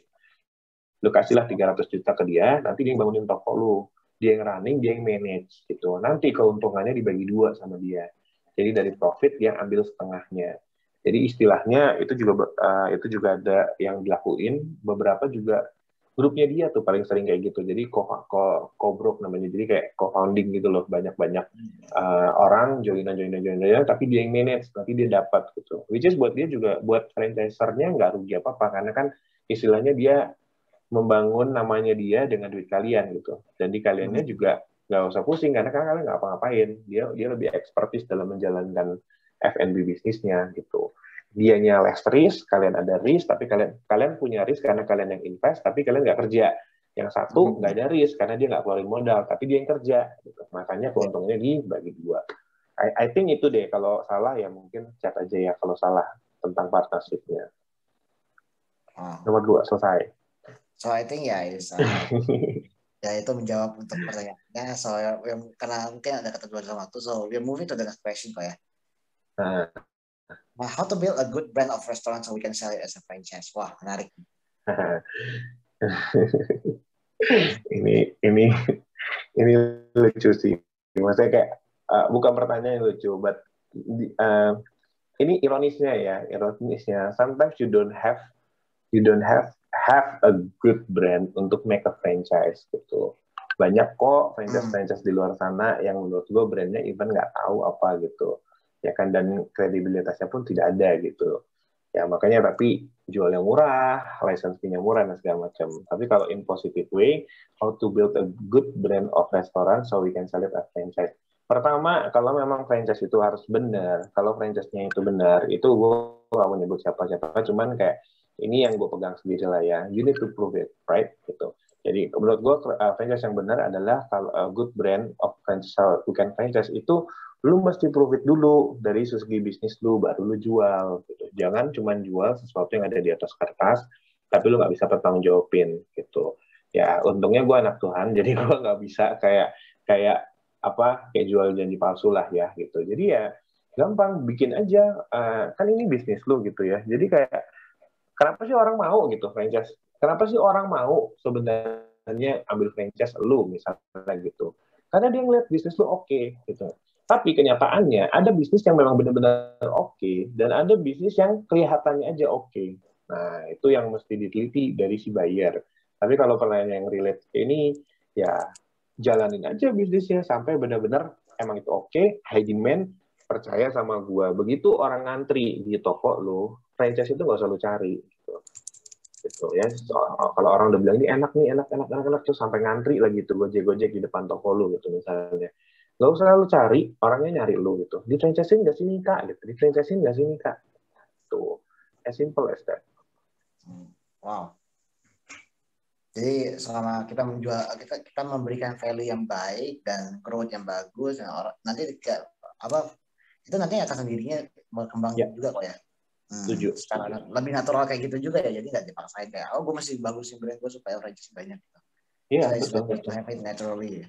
Iya, exactly. Jadi build aja yang benar-benar memang bagus, nanti orang akan lirik kok. Wow. So moving on to the next questions. Ya. Ini kebaca tuh ada itunya. Oh. Iya, kalau nggak salah tadi itu ada updatean questions yang dimana teman-teman mungkin itu agak oke. Bisa nih. So pertanyaan paling atas, ini 4 likes nih paling banyak nih. Boleh jelasin kok skema franchise transfer value juga profit forecast monthly dan BEP juga apa saja yang didapat dan dimintain marketing, Grab, GoFood. Aduh. Betul sekali ya. Jadi jualan nih gua nih. Ini Hiljaya nih yang nanya pasti. Mau menjatuhkan. Enggak lah, enggak bercanda-bercanda. Skema franchise Travel Valley, kita skema franchise sama yang tadi gue bilang, kita charge license fee dan kita charge marketing fee. Jadi kita nyebut, bukan nyebut kayak royalty, tapi kita nyebutnya marketing fee. Kenapa? Karena memang basically yang kita ambil, nah tadi yang gue bilang, ada orang-orang yang nggak nge-charge royalty gitu. Nah, sometimes it's good, sometimes not, gitu. Sometimes not, gitu. Kayak, kenapa? Karena dia harus maintain dia punya brand, benar nggak sih? Gitu. Dia harus tetap aktif ada di brandnya. Nah, ini kalau ngomong Travel Belly aja deh. Kenapa kita nge-charge nih royalty yang notabene kita namanya marketing fee? Karena kita butuh dana untuk escalate our brand gitu, untuk continuously. Contohnya apa? Kita doing ads gitu, tanpa harus diomongin ads kita aja itu per bulan itu puluhan juta gitu. Ads-nya doang gitu, itu puluhan juta. Itu untuk cover semuanya gitu. Nah, belum lagi biaya endorser, ya kan? Belum lagi biaya R&D, belum lagi biaya segalanya lah gitu, collab sana, collab sini. Ya kan, to maintain the brand itself. That's why kita punya namanya marketing fee. Nah, kalau license fee itu di awal karena you buy our brand ya lu harus bayar license untuk pakai brand kita, benar nggak sih? Gitu. Nah, jadi yang license itu memang pure buat profit kita karena buat kayak jalannya perusahaan kita. Kalau si marketing fee tadi pure memang itu ditarik hanya untuk dikeluarkan kembali. Oke, kalau yang profit forecast, monthly BEP dan segala macam itu mungkin ada di proposal kita. Cuman gue jawab aja mungkin sedikit kayak BEP itu kita incar di 6-8 bulan gitu kalau di kita. Nah, apa saja yang didapat? Nah, paket kita juga beda-beda. Jadi paketnya ada yang cuma license only atau all in. All in itu biasanya kita udah beliin sampai peralatannya, intinya tinggal kita settingin, kita kasih desain untuk kayak bangunannya dan segala macam, dan kita kenalin ke kontraktor. Jadi part dari franchisee-nya hanya tinggal cari kontraktor. Kalau dia tidak mau pakai rekanan kita, kalau mau pakai rekanan kita pun kita sediain rekanan kontraktor. Jadi kalau ya udah benar-benar dia cuma tinggal sewa, renovasi, udah segala isinya kita yang build gitu sampai kayak Grab, Gojek dan segala macamnya. Jadi itu kita yang daftar ya semua. Kita so far cuma ada di 4 aplikasi, Grab, Gojek, GoFood, Grab, Food, GoFood, Shopee, sama Traveloka. Coba dari 4 itu, kita daftarin, kok keuntungannya sama kita apa ya? Karena kita udah, scale-nya udah lumayan bagus gitu. Jadi kalau di Gojek tuh atau di Grab tuh ada kayak tingkatannya lah, ada tingkatan 1, 2, 3, tier 1, 2, 3. Nah, kita tuh udah lumayan di atas, jadi dipegang sama PIC, jadi apa-apa cepat. Kalau ada promo apa-apa juga kita yang cepat ditawarin. Nah, itulah keuntungannya mungkin. Kalau bisa gabung sama Travel Belly, ya kita lebih diutamakan lah sama si PIC ini yang di atas-atas. Karena kita masuk, I think kita masuk top 20 deh. Gitu. Untuk di platform itu. Gitu. I think yang pertama udah kejawab kali ya, Tiffany. Ya. Nah, kalau untuk detailnya, nanti gue sebenarnya udah nggak nanganin, jadi nanti ada orang gue namanya Andrew, itu gue nanti kasih nomornya bisa sama dia. Kok jualan ya? Ya, tertarik, boleh langsung dikontak orangnya setelah ini. But sadly di Jakarta kita udah close, Jabodetabek kita close, jadi kita hanya open sekarang buat di luar pulau. Di luar pulau? Ya, jadi Sumatera, Kalimantan, gitu. Oh, wow. Kok luar pulau, luar Jabodetabek lah ya, kayak Solo gitu masih buka kok. Kayak pokoknya intinya di luar Jakarta lah, Jabodetabek. So moving on to the other questions. Gimana cara tahu franchise yang legit versus scam? Nah, ini menarik kok. Kan sekarang banyak franchise-an yang dimana kayak franchise iseng-iseng habis itu kayak nggak responsibel, habis itu kayak banyaklah kasusnya kayak gitu yang kita dengar ya. Setuju. Oke, gue kasih wah ini menarik banget dan agak panjang. Kita sendiri, jadi kalau gue sendiri itu kan adalah beberapa temen yang kayak doing the franchising gitu ya, gitu. Jadi kita juga sering ngobrol gitu. Si grup ini lucu ya, si grup ini lucu ya gitu. Kayak ada aja gitu caranya buat supaya orang tuh franchise gitu. Which is notabene grup-grup itu gede banget gitu, dan kita nggak ada apa-apanya sebenarnya. Nah biasalah kan kita harus sirikin orang yang di atas. Enggak lah, maksudnya cuman kayak, nah ini bagus banget pertanyaannya gitu. Gimana caranya bisa ngetahuin yang scam atau enggak? Satu, ini kalau menurut gua, orang itu bikin franchise ada 2 tipe, bahkan tiga tipe lah kalau gue bilang ya. Satu itu dia memang nggak peduli sebenarnya sama brandnya. Bukan nggak peduli sama brandnya. Dia nggak peduli sama kayak apa ya, marketing site lah, apalah enggak gitu. Dia cuma peduli sama dia harus ada di mana-mana aja gitu. Dan dia pengen lu jualin produk dia gitu. Nah, ini biasanya rata-rata tuh ciri-cirinya apa? License fee-nya murah sekali, bahkan hampir kayak kagak ada license fee-nya. Bisa 10 juta udah dapat sama gerobak-gerobaknya gitu, misalnya begitu. Ya kan? Yang dijual umum biasanya gitu, yang dijual umum. Karena ya udah kayak dia pengen istilahnya dia tuh sebenarnya gunain franchise ini supaya kayak jadi kayak multi level marketing gitu. Intinya ya gue mau misalnya bakwan gue nih rame gitu dijual 10.000 piece per hari gitu kan gue nggak mungkin daripada gue ngerekrut abang-abang ya nggak sih gue ngerekrut kalau zaman dulu kan gitu kan ngerekrut abang-abang ini gue buatin gerobak lu ini dah lu kayak jualan lah di sekolah sana di pengkolan sana gitu nah sistemnya hampir sama kayak gitu tapi dia lebih kayak ya udah kayak apa bikin aja gitu bikin terus di franchisein namanya di franchisein itu biasanya kayak gitu nah itu nggak salah juga gitu can make money can cuman biasanya tuh nggak terlalu besar lah gitu ya lu jual misalnya jual apa ya ya gorengan lah let's say gitu ya misalnya lihat gorengan tahu gitu ya 1 juta aja udah banyak banget ya nggak sih gitu omsetnya tapi it's good masih menurut gue itu masih oke. Nah kedua yang memang karena yang dua ini yang paling banyak sebenarnya satu yang memang franchise dia memang uh, jualan franchise-nya gitu. Bukan jualan produknya, tapi jualan franchise-nya. Beda loh ya. Antara orang yang jualan franchise-nya sama jualan bisnis atau produknya gitu. Jualan franchise-nya yang dia tuju apa? Dia franchise fee-nya gitu. License fee, royalty gitu kan. Nah, ini lagi marak, I think 2-3 tahun ini ya, gue perhatiin tuh lagi marak banget gitu. Untuk dia geber di awal gitu. Dan ini permainan-permainan yang apa kelasnya udah tinggi lah maksudnya orang-orang yang memang berduit atau memang dia grupnya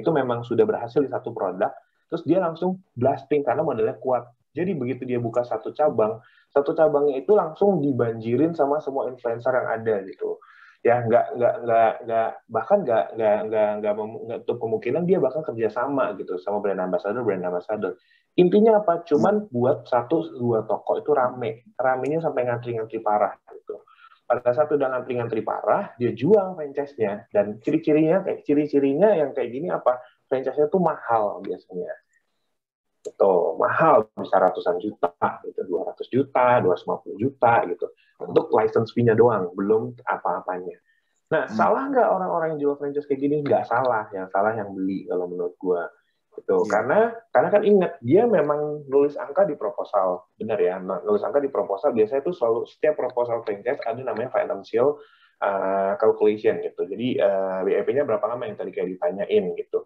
nah itu lu harus cek dong di situnya masuk akal nggak gitu ini gue ambil salah satu contoh aja ya ada salah satu gue sebut merek tapi dia jualan ikan nah happening banget zaman dulu jualan ikan. Wah, gue lihat proposalnya gitu. Dia bisa jual 700 porsi per hari. Gitu. 700 porsi per hari. Dan dengan franchise fee yang 200 juta, itu dia bilang, bisa balik dalam 6 bulan, 7 bulan, 8 bulan. Oke, okay? Ya dia kan ada skema yang moderate, segala macam. Nah, yang lu lihat jangan BEP-nya, yang lu lihat daily-nya gitu. Kalau dia bilang laku 700 porsi, bener nggak 700 itu bisa ke cover gitu. Nah, kemungkinan dia bohong nggak juga gitu. Mungkin dia pernah jual 700 itu, tapi nggak tiap hari, ngerti nggak gitu. Mungkin pas dia launching, pas kayak orang-orang influencer itu datang, dia laku 700 porsi per hari gitu. Tapi itu ditaruh sebagai angka yang finansialnya itu di situ. Jadi orang mikir, oh ya bisa lah 700 gitu. Waktu temen gue sendiri itu ngasih ke gue bilang ini nonsense, gue bilang gitu. Gue pernah jualan 600 porsi per hari, gue bilang. Dan definitely itu nggak mungkin di tempat kecil itu, gue bilang gitu. Terus dia bilang, iya rame. Terus saran gue cuma satu. Ya kan dia udah ada tuh, ada 2 tempat, 3 tempat ya. Kesana aja gitu, coba aja. Lu ambil sampling aja gitu. Paling rame itu jam makan siang, 11 sampai 1. Lu kesana 11 sampai 1, atau jam 5 sampai 7 ada nggak tuh kalau 700 minimal banget itu 300 porsi harusnya kejual di siang itu kejual nggak 300 porsi pas dia ke sana rame memang tapi nggak nyampe 300 porsi nyampe nya berapa nggak nyampe 100 lah punya orang 100 porsi karena itu masih baru-baru produk itu jadi masih laku waktu awal still 100 sama 700, comparisonnya berapa? Beda banget kan. 600. Makanya, ya 600 itu. Jadi kayak, ya doesn't make sense. Jadi jangan cuma lihat kayak apa yang ada di sosmed, oh ngantri-ngantri panjang-panjang, ngantrinya karena apa gitu. Gue bisa kok, Travel Daily itu pernah ngantrinya sampai panjang ya di Surabaya gitu. Gue bikin buy one get one. Tuh, gue tutup. Kalau emang gue mau jahat, gue foto aja tuh antrian di Surabaya sampai nguler itu ya nggak sih. Terus gue bilang, oh, ini gue bisa laku 400 loh per hari. Hari itu laku 400 memang gitu. Laku 400 porsi per hari gitu. Tapi masa gue bikin itu sebagai benchmark? Bener, ngerti kan maksudnya kan? Jadi ya, gimana caranya itu legit apa enggak? Ya satu, lu lihat dulu. Calculation make sense apa enggak? Jangan malas, ya datengin tempatnya yang udah ada. Tapi ada beberapa nih, jujuran yang baru buka aja udah kayak pakai artis pakai apa, jadi kayak belum buka tokonya udah laku 100 gitu franchise-nya gitu. Gara-gara ratusan juta gitu. Nah, itu keren. Nah, itu satu cara ngebedainnya. Kedua yang ini menurut gua paling dasar ya gitu. Kalau itu franchise-nya bener, dia pasti punya toko itu sendiri. Gitu. Si ownernya pasti buka toko itu sendiri. Sekarang gua tanya sama lu, kalau misalnya lu punya bisnis nih, bisnisnya itu profitable banget gitu. Profitable banget gitu. Yes, lu buka franchise untuk itu spread away gitu, untuk spread away lebih cepat daripada yang itu. Tapi masa lu nggak mau buka toko lu sendiri? Ya nggak? Kalau toko lu profit loh, gue kasih tau ya, toko profit itu setara dengan 5 franchise, gue bilang. Jadi gue punya satu toko, gitu, keuntungannya itu sama dengan 5 franchise gue. Karena kalau 5 franchise gue itu, gue cuma ngambil dari apa? Bahan sama royalti. Royalti masuk ke marketing. Cuman gue cuma ambil dari bahan gitu. 5 orang ini ngambil bahan sama gue, gitu ya. Sama satu toko gue yang produktif itu seimbang. Gitu. Kalau lu as a business owner, lu kira-kira mau profitnya lebih gede atau enggak? Lebih gede pastinya. So lu akan aim punya toko lu sendiri, benar nggak? Ya, kalau lu percaya sama bisnis lu. Gitu. Nah, aneh nggak kalau lu punya franchise tapi lu cuma punya toko satu, gitu. Sisanya semua di franchise-in. Gitu. Apa jangan-jangan lu cuma mau ambil franchise doang? Ya kan, even Travel Belly kenapa kita udah nggak buka di Jakarta? Nah, karena satu titiknya udah nggak ada, kedua setiap ada yang tutup kita mau buyback gitu. Dan puji Tuhan sampai sekarang nggak ada yang tutup, jadi kita nggak perlu buyback apa-apa. Jadi kalau ada tempat kita mau buka sendiri. That's why we believe in our product loh. Gitu. Wow. Gitu. Ya semoga membantu ya. Iya, sebelum memilih franchise kita perlu berpikirkan kayak apa secara ini kayak beneran ini atau memang di karang-karang aja gitu ya. Ya, atau di boosting, di awalnya bahasanya di roasting. Di roasting. Atau nggak dipom-pom. Ya, digoreng katanya. Dipom-pom gitu. Kita moving to the next question ya kok ya. Berhubung waktunya kita sampai jam 9.30. Jadi kita cepetin aja kok ya. Boleh. Ada beberapa pertanyaan lagi yang mungkin dibawa pada penasaran itu. Kenapa Travel Belly prefer franchise rather than expanding cabang sendiri via Cloud Kitchen atau yang mungkin Cloud Kitchen lebih murah atau gimana gitu? Kenapa prefer franchise? Travel Belly kita peduli sama brand kita, jadi kita nggak mau ada di Cloud Kitchen karena Cloud Kitchen biasanya ada di dalam ruko orang dan kita nggak bisa pasang logo kita. Jadi kita hampir tidak pernah menerima franchise dalam bentuk Cloud Kitchen gitu. Oh maksudnya expand gue sendiri gitu ya? Nah kalau expand gue sendiri jadi kalau dalam franchise itu juga lu bukan cuma perlu duit, tapi lu perlu human resource gitu. Makanya gue banyak franchise karena gue anggap partner si franchise itu sebagai mitra gue gitu. Yang kita jalannya sama-sama itu perpanjangan tangan dari gue gitu. Supaya sistem ekspansinya lebih cepat dan juga lebih banyak orang yang memantau. Yang kontrol. Iya. Kalau gue bilang lu jadi ownernya, lu pasti akan kontrol bisnis lu kan. Instead of lu gue gaji untuk kontrol toko gue gitu kan. Next question. So, if your franchise becomes so successful, there are bound to be competitors or copycats. How do you stand out from others? Ya, itu sebenarnya sudah agak terjawab di yang gue bilang pertama. Itu sesuatu yang udah gue antisipasi. Jadi gue udah tahu pasti akan ada kompetitor dan copycats. Dan sampai sekarang ada nggak? Ada. Gue nggak usah sebutin brand-brandnya, tapi ada yang literally pakai nama Travel Chicken Mushroom itu ada gitu. Ya dengan jual harga lebih murah, ada yang lebih mahal, whatsoever lah. Gitu. Tapi how to stand out karena I curi startnya lebih dulu gitu. Jadi apapun yang mereka lakukan, mereka akan dibilang sebagai copycatnya Travel Belly. Gitu. Karena kan nggak mudah ya untuk bikin tiba-tiba 100 cabang. Unless mungkin ada miliarder siapa gitu nyuntik ke satu brand tiba-tiba kopi. Ya, but still I think kalau Jakarta, Jabodetabek dan beberapa Surabaya gitu-gitu, they already know Truffle Belly. Jadi siapapun yang akan muncul dengan menggunakan Truffle Chicken Mushroom, ya mereka akan disebut sebagai followernya kita. Gitu. Oh, oke. Oke, next kok. Kalau kok Daniel, cara bikin timnya gimana kok? Nah, kan kalau ngomong bisnis sendiri kan kayak susah banget nih, nggak manageable. Cara bangun timnya gimana kok? Ya, idealnya sebenarnya kalau kata mentor-mentor gua itu bisnis nggak boleh sendiri, tuh. Jadi harus ada partner. Nah, berhubung saya sudah tendang partner saya dua-duanya, mau nggak mau saya sendiri. Ya nggak, saya nggak tendang. Aduh maaf, Wiwin, saya maaf ya, Phil pasti ngadu abis ini.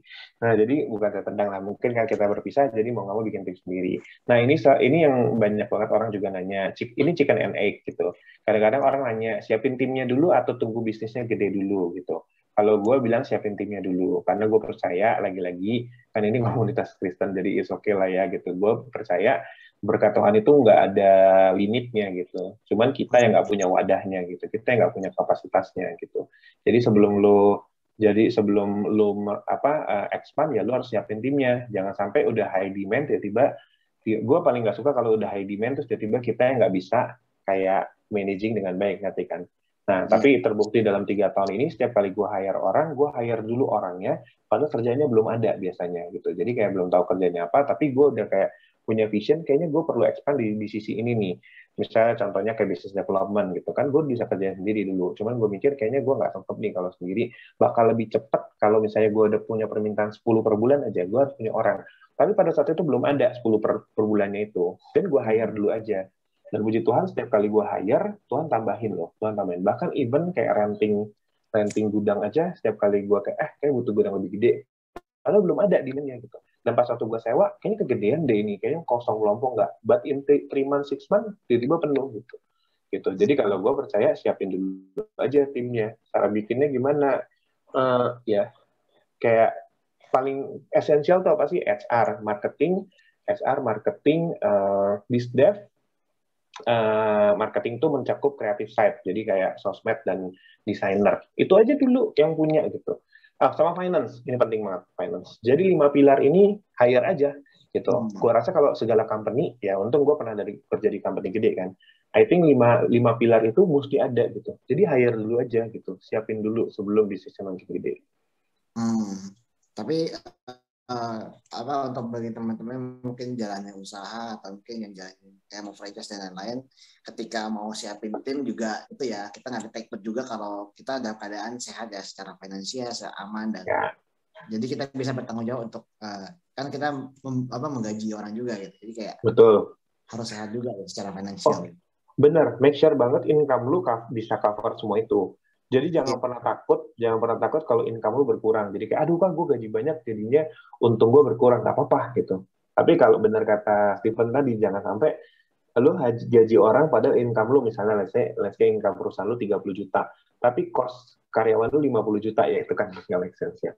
Jadi kalau 30 juta, terus kayak lu sekarang misalnya 15 juta nih, cost karyawannya, tapi lu income lu 30 juta, lu nambah ke 20 juta, let's say gitu. Itu masih make sense. Mungkin itu akan mengurangi profit lu, but believe, waktu lu tambah jadi 20, income lu maybe akan jadi 50 gitu. Iya, leveling up ya. Yep, betul. Good point, thank you udah diingetin.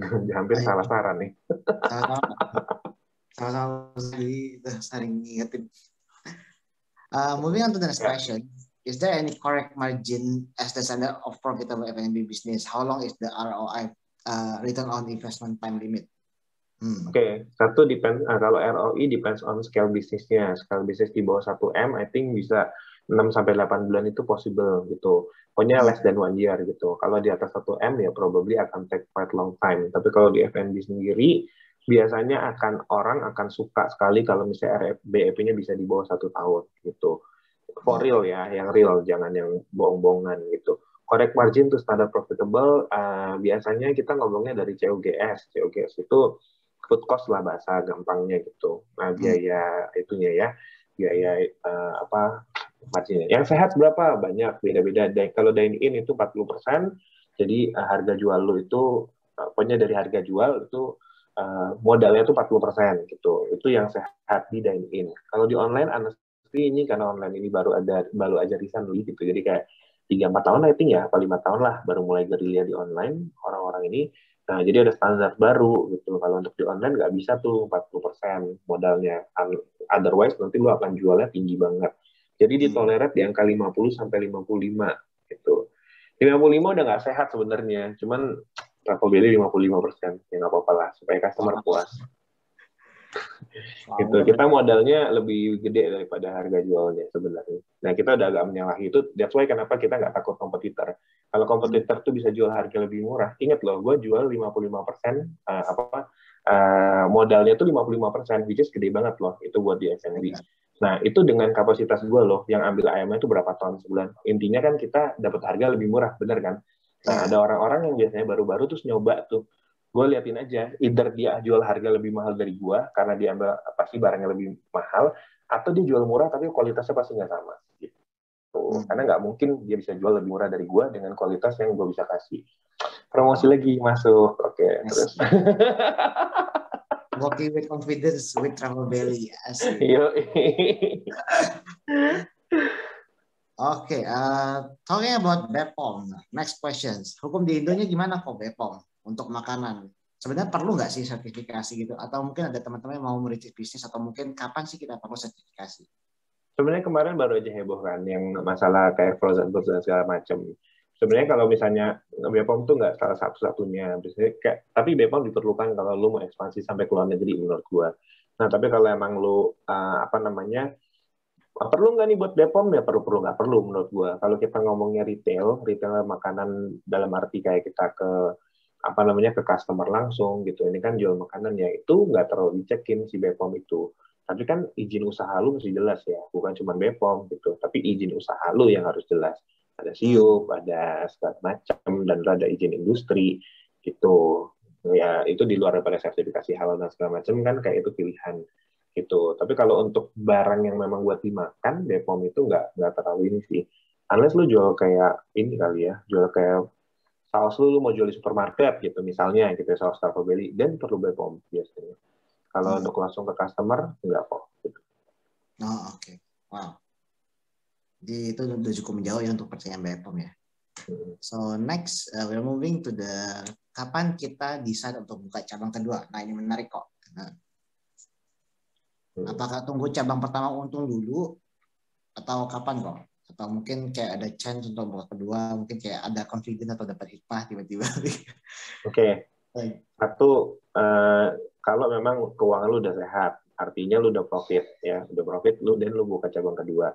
Kalau lu masih statusnya, maksudnya gue bilang profit itu ini ya kayak dari segi operational cost ya, kita ngomong sewa dan biaya sewa dan biaya karyawan, dan itu udah mencukupi dan emang lu udah sehat dalam arti itu lu buka cabang kedua boleh aja gitu. Plus kalau modal lu cukup buat modal cabang kedua, buka aja gitu, nggak perlu lah sampai lu BEP dulu baru buka cabang kedua. As long as trennya itu bagus, buka aja sih gue bilang.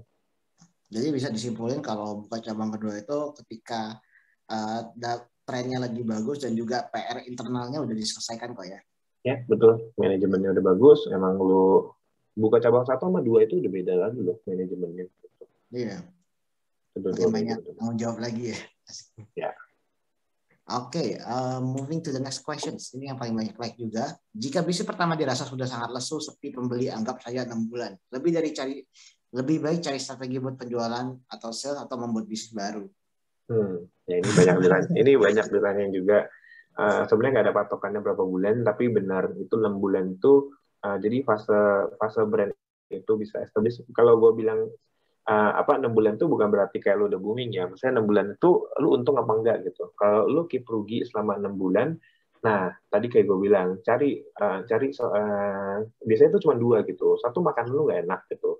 Kalau makanan lu nggak enak kan susah ya kan, mau gimana pun mau promosi kayak apapun ya nggak enak gitu. Nah, itu ya masih dirubah gitu, nggak enaknya itu jadi enak. Entah gimana, entah mau pakai resep baru ataupun bisnis baru. Nah, tapi jujur kalau satu brand udah dicap makanannya nggak enak, susah. Mendingan bikin brand baru. Itu adalah susah lu untuk ngebuktiin orang bahwa makanan lu tuh enak. Sekarang enak loh, gitu. Itu susah banget. Gitu. Ya kan, jadi mendingan cari brand baru. Nah, tapi kalau misalnya makanan lu enak, gitu, dan dia cari cara marketing baru. Gimana caranya orang tahu. Gampang banget kok, makanan tuh gampang banget. Lu enak, worth it gitu. Dan lu tinggal kasih tau ke semua orang bahwa makanan lu enak gitu. Dan kayak ya dengan strategi apapun gitu. Nah, misalnya udah, nah cara taunya gimana nih? Ya benar, 6 bulan itu sebenarnya udah fase fase bukan mature ya, fase stabil kalau gue bilang gitu. Kalau dalam 1 2 bulan, 3 bulan, 4 bulan, 5 bulan dan sepi banget gak ada peningkatan sama sekali, coba cara ekstrim aja. Banyak kan sekarang misalnya ads nggak berlaku, misalnya kayak pasanglah influencer untuk, kan itu salah satu ya, influencer itu kan salah satu cara. Kan tadi gue bilang makanan lu enak tapi orang nggak tahu. Gimana caranya ya? Hire influencer untuk kasih tau orang makanan lu enak. At least nyoba. Nah, kalau udah influencer datang, biasanya ada kenaikan gitu. Terus turun lagi. Ya sudah, mungkin makanan lu memang belum diminatin. Nah, biasanya deadline-nya berapa lama? Kalau gua 1 tahun. Gitu. 1 tahun, even di cabangnya Travel Belly, 1 tahun dia nggak menghasilkan, ditutup itu di lokasi itu. Karena sometimes juga mungkin karena lokasinya. Itu ya kan, misalnya lu jual makanan Jawa di lingkungan orang Medan gitu, nggak laku gitu. Gue pernah Karena lakuin marketnya itu. mungkin ya. Marketnya nggak Iya, cocok. marketnya nggak cocok gitu. Market lo mungkin di selatan gitu, ganti gitu.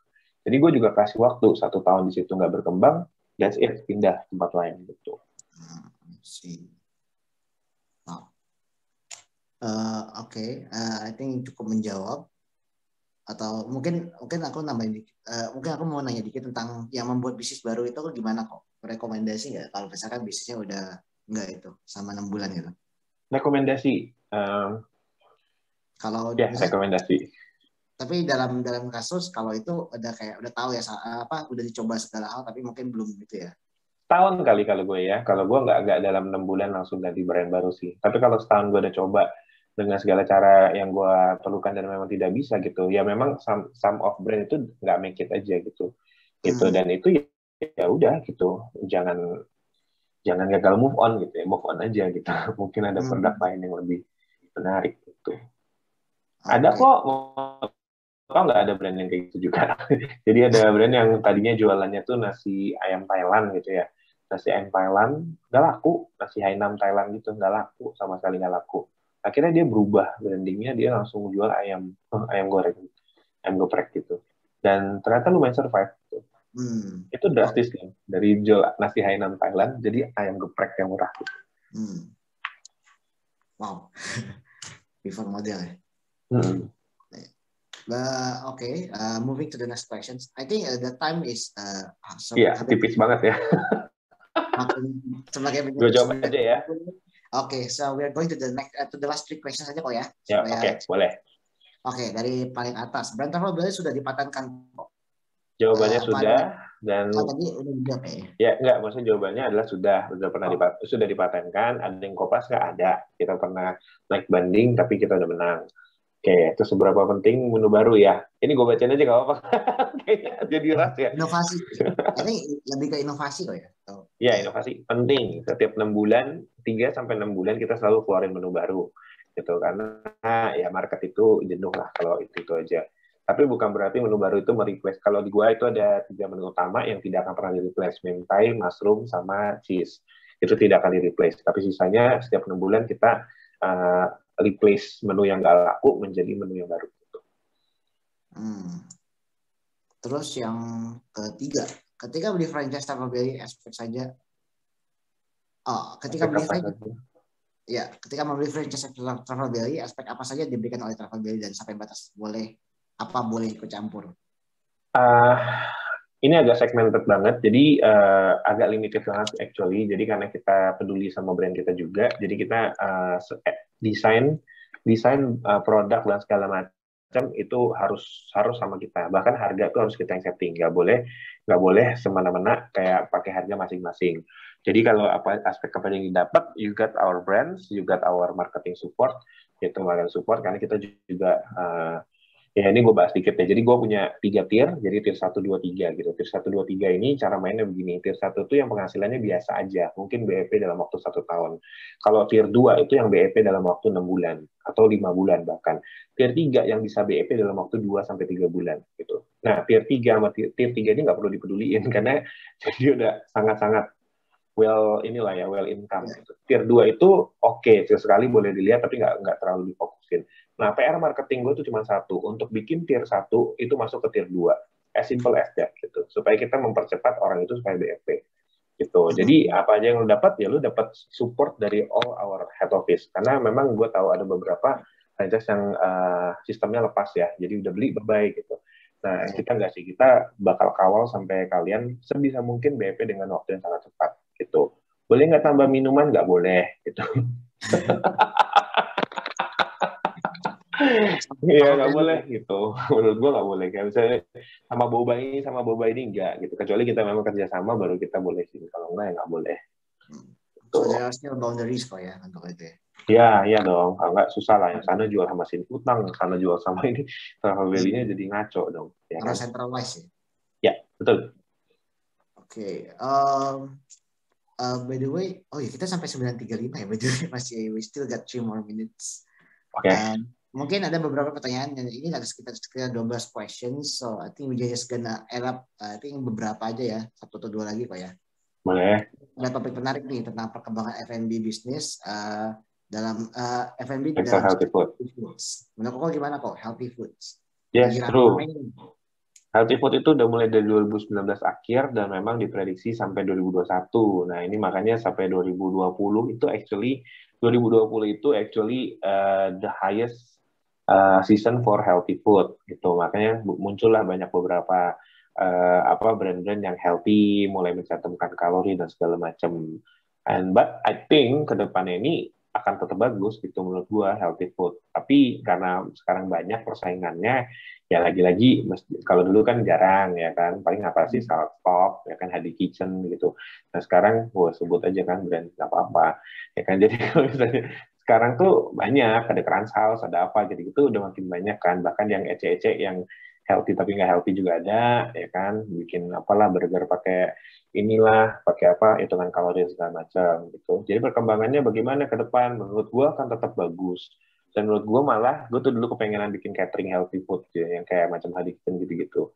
Tapi susah jadi gue males, jadi udah. Tapi menurut gue masih banyak banget. Nah di sini ada satu actually Anton is a nutrition, dan dia juga pernah bikin healthy food gitu.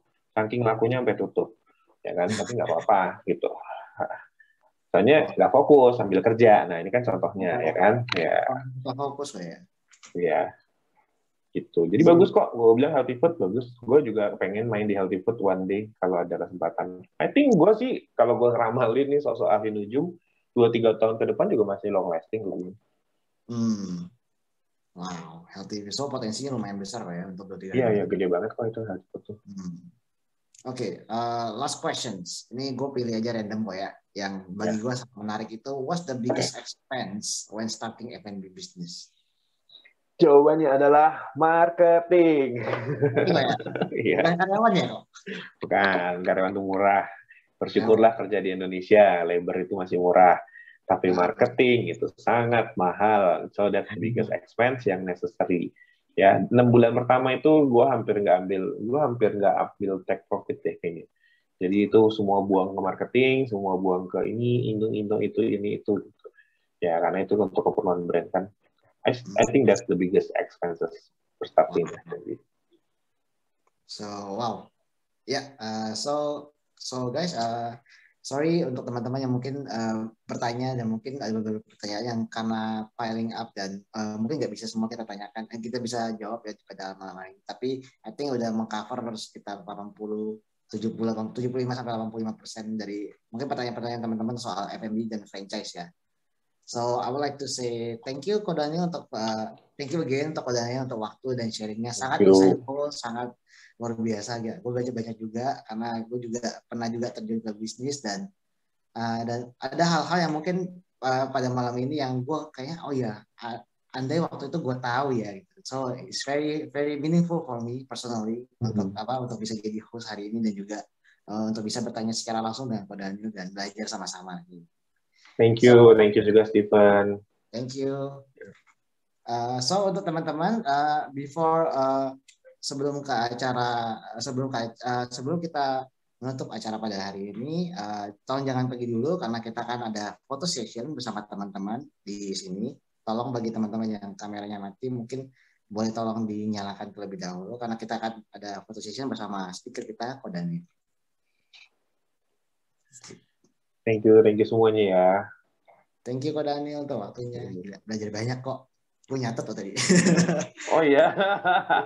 Ya, saya waktunya singkat ya. Next time lah kita kalau itu exciting kok ngobrol. Ya, terutama kalau misalnya emang ada yang kayak apa kayak ada kepengenan bikin gitu segala macem F&B ya just reach me ini nggak apa-apa lah gitu buat views mah boleh lah ya kan nanya-nanya actually di sini juga ada beberapa pelaku ini kan pelaku bisnis makanan yang gue tahu ya kan ada yang punya nasi bakar itu laku banget tuh sampai se Indonesia kan yang brandnya warna hijau kok ya. iya kadang tapi pemiliknya pengen gue bakar sih cuman ya udah nggak tahu. Itu kalau minggu dia suka nongkrong di itu loh kok, di tas kumpul. Oh iya. Iya, sering ketemu. Kayaknya kenal dia orangnya. Oh iya kenal ya. Iya. So ya bagi teman-teman yang kameranya mati, oke, mungkin boleh tolong dinyalakan. Let's have a photo session guys. Ya ada Ko Yohanes. Oke, semuanya udah itu, udah nyala kamera. Oke. Ya. So by the way, guys, so photo will be taken by the admin here. Siapa ya? By the way, siapa yang ada foto ya guys? Pak, sorry. Siapa tuh? Oh, nanti iya. aku foto. Oh iya, thank you. Thank you for covering for me. Oke. 1, 2, 3. 1, 2, 3. Yeay, udah. Thank you guys. So, buat teman-teman sebelum kita menutup acara ini, mungkin kita akan ada 1-2 menit untuk teman-teman mungkin jadi boleh share sedikit. Kenapa? Mungkin boleh share sedikit. Kita akan adakan feedback form acara talk yang nantinya kita akan adakan untuk bulan depan mengundang narasumber mungkin kalau bertanya soal finance, soal marketing, soal event bisnis lagi, atau mungkin ada soal ekspor atau yang bisnis lain atau mungkin potensi lain yang bisa digali. Biasanya kita kumpulin topik pembicaraan itu lewat feedback form kita. So bagi teman-teman mungkin sebelum kita menutup acara ini boleh kita spare waktu 1-2 menit untuk mengisi feedback formnya. Thank you.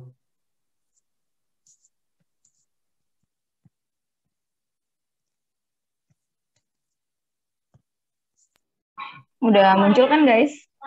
Ya, thank you Ci. Udah muncul di awal.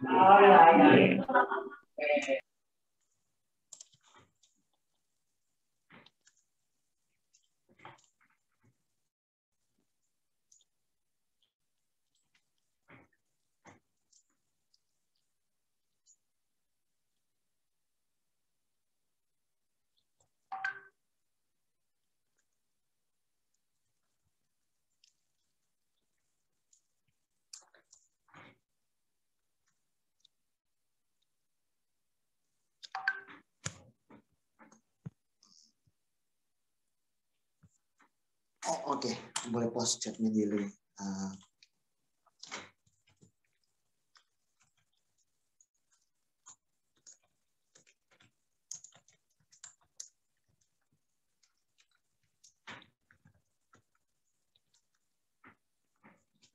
Oke, bentar ya untuk di link. Ntar aku bakal drop linknya di chat ya. Bentar ya.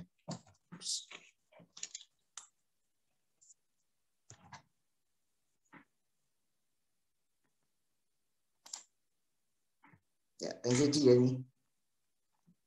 Jadi feedback form bisa diisi dengan mengklik yang di share oleh Ci Jenny ya guys.